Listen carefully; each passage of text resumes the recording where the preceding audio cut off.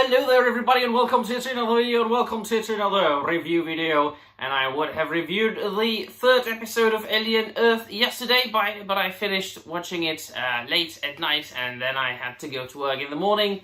I just came back and I've got the time now. So, we are finally getting to see a little bit of faster pacing as far as the Alien Earth goes, but I never really expect brutally fast pacing from any TV show that is about, what is going to be, 6, 7, let me just look very quickly, 8 episodes long, all of which are about an hour long. I mean, what do you expect? Do you expect one flash, bang, bang scene after another? No.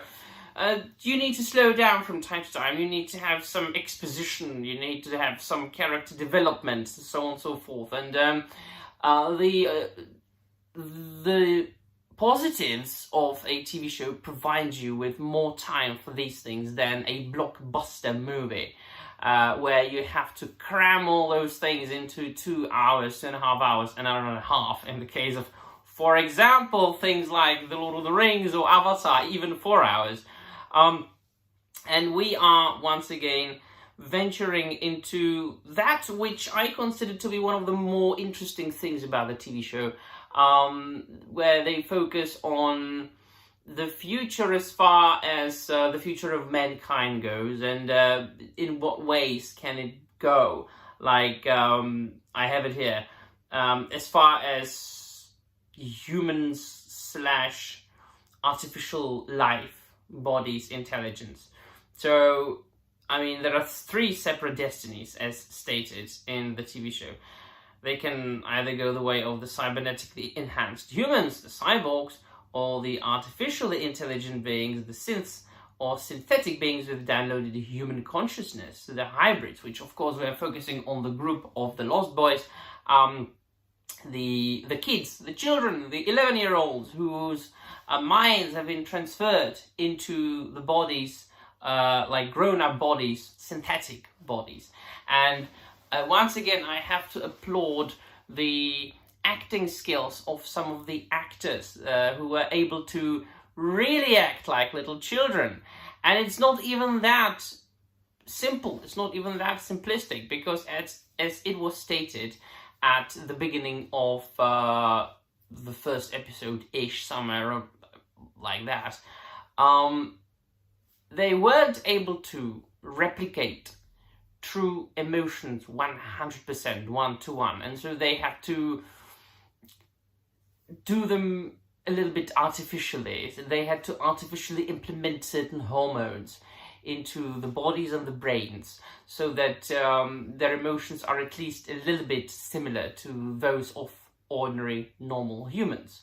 And then, of course, you've got all the quote-unquote superpowers that those young ones have.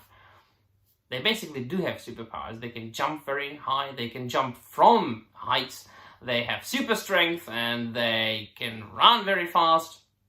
But still, in the core, they are children. And it is apparent from the way they act, from the way they react to situations. They don't react the way a colonial marine would. They don't react the way a scientist would, or even a Nostromo miner from the original Alien would. They do react like little children. And that, I think, is very much appealing. Or at least it is appealing to me. Because once again, this makes the show different. And when I want to watch Alien, the movie that I rewatch at least 5 times a year, I just rewatch Alien. I don't need any substitute. So that's why I do appreciate the fact that they really did it a little bit differently. So we see Xenomorph being loose, and the reunion of the brother and sister happening in the midst of all this mayhem and chaos, which resolves in 1 or 2 quite amusing situations where you almost laugh. It's very hard to write humor, by the way, like proper good humor. It's not that easy. But I did find the most endearing and the most amusing the two guys. What are their names? I needed to make some notes because, I mean, third episode of a show that I will never rewatch in my life. I'm just not going to remember all the names. So Slightly and Smee, their interaction and their chemistry and their friendship, and they're really acting like little kids. And then especially when they meet Morrow, the cyborg, and how they react to him, it's all very, very kind of heartwarming even. And so I really don't mind the show, all in all. I'm really enjoying it. I'm taking it for what it is. I've read in multiple sources that it's really like out of the main Alien continuity.